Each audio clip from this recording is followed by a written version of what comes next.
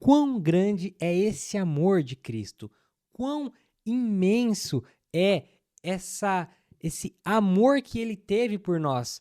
Hoje a gente vai tentar conversar um pouco sobre esse amor imensurável, sobre o tamanho do amor que Cristo teve por nós ao passar pela cruz. Porque é claro, né, que a gente, como ser humano, jamais vamos compreender 100% esse amor. É além do que podemos imaginar. E a criatura, ela não tem a mente do Criador. Então, nós somos limitados, né? Nós entendemos aquilo que nos é revelado. Mas hoje a gente vai conversar um pouco a base das Escrituras sobre esse amor que nos alcançou, esse amor que alcança a vida, esse amor que salva, o amor de Cristo Jesus. Romanos 5:7 diz assim: dificilmente alguém morreria por um justo, embora por uma pessoa boa alguém talvez tenha coragem para morrer. Mas Deus prova o seu próprio amor para conosco pelo fato de Cristo ter morrido por nós quando ainda éramos pecadores. Logo, muito mais agora, sendo justificados pelo seu sangue, seremos por ele salvos da ira. Porque, se nós, quando inimigos, fomos reconciliados com Deus mediante a morte do seu filho, muito mais, estando já reconciliados, seremos salvos pela sua vida. E não apenas isto, mas também nos gloriamos em Deus por meio do nosso Senhor Jesus Cristo, mediante o qual recebemos agora a reconciliação. Paulo, ele diz que dificilmente alguém morreria por um justo. Mas ele não diz que é impossível. Ele fala dificilmente alguém morreria. Alguém poderia ter coragem de fazer. Ainda que difícil, alguém poderia ter coragem de dar a sua vida pela vida de outra pessoa. Uma pessoa justa, uma pessoa que mereça. Porém, qual que é o X da questão aqui? A maior prova de amor de Jesus é que ele morreu por nós, sendo nós ainda pecadores. Paulo diz que nós éramos inimigos, nós não estávamos reconciliados.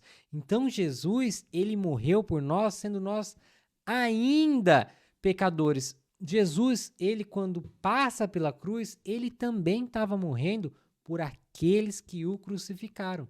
Cristo, ele morreu por todos. A diferença é que a morte de Cristo, ela só tem eficácia na vida daquele que crê, porque quem não crê é condenado. Por isso que em João 3,16 diz que Deus amou o mundo de tal maneira que deu seu Filho unigênito para todo aquele que nele crê, não pereça, mas tenha a vida eterna. Então, Cristo, ele prova o seu amor conosco, morrendo por nós, sendo nós ainda pecadores, nós ainda não havíamos aceitado. E Paulo, ele retrata isso de uma maneira muito boa, porque ele fala: olha, por um justo, talvez alguém ainda morreria. Mas e pelo injusto? E pelo assassino? Você entregaria sua vida? Ou melhor, você também entregaria a vida do seu filho para um assassino, para um adúltero, para um bandido, para um mentiroso? E todos nós éramos isso, mentirosos, adúlteros, bandidos, todos nós éramos pecadores, estávamos destituídos da glória de Deus. Nós estávamos apartados de Cristo, mas Cristo, ele vem, por ele amar o mundo, por ele amar a nós, ele passa pela cruz, sendo nós ainda pecadores. Cristo sabia que você, 2023 anos depois, iria cometer todos os pecados que cometeu. E ele fala: eu morri por você, eu morri por você que está aí, ele morreu por mim, mesmo sabendo os erros, mesmo sabendo que nós o trairíamos. Sabe uma reflexão que eu gosto muito de usar para você que namora ou para você que é casado? Você casaria com a sua esposa ou com seu marido se você soubesse que ele iria te trair? Se você soubesse que daqui 3 meses o seu cônjuge iria te trair e o seu casamento fosse hoje, você falaria: não, peraí, eu não vou casar, não. Se eu já sei, eu já tenho certeza que essa pessoa vai me trair, eu não vou casar já sabendo que eu vou ser traído. Mas Cristo, ele nos amou mesmo sabendo que nós iríamos o trair, que nós iríamos pecar, que nós iríamos errar. Cristo, ele já sabia, e o seu amor foi tão grande, tão imenso, que a gente não pode compreender, que mesmo assim, ele, por amor, entrega a sua vida. Deus entrega o Filho aceita e quer ser entregue para satisfazer a justiça de Deus, para que eu e você possamos ter salvação. E não há amor maior que esse, não há amor que chegue perto disso. Deus, ele nos ama tanto que ele ainda fala: pode uma mãe se esquecer do seu filho? Ele coloca isso como algo muito difícil, né? Pode uma mãe se esquecer do seu filho, mas ainda que ela esqueça, eu tenho o seu nome na palma da minha mão.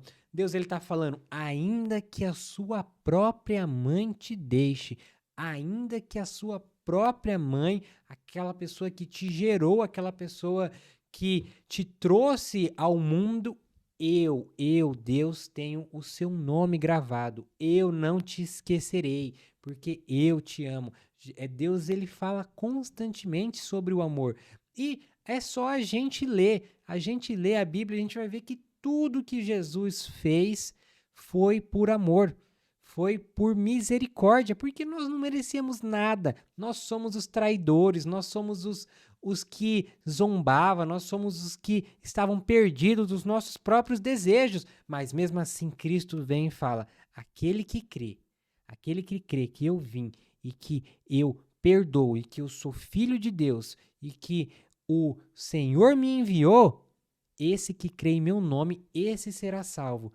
Por quê? Porque o meu Pai amou o mundo de tal maneira que me enviou, não para que eu condenasse o mundo, porque eu podia condenar, mas não.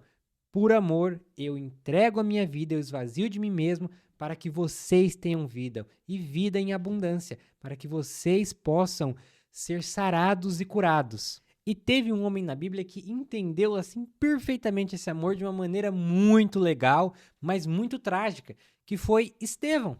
Estevão ali foi um dos primeiros mártires, né, se não o primeiro do Novo Testamento.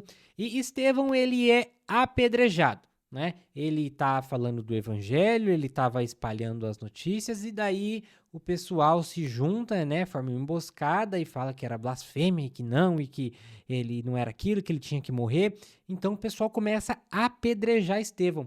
E Estevão, recebendo pedra de todo lado, pancada, ele olha assim para o céu, vê o céu aberto, vê Jesus à direita de Deus, e Estevão manda uma dessa: Senhor, recebe o meu espírito e, Senhor, não o culpe por esses pecados. Estevão estava tão pleno no amor de Jesus que ele fala para o Senhor perdoar aqueles que tinham acabado de matar ele, que estavam matando ele. O Senhor olha e fala: Senhor, não atribua a eles esse pecado.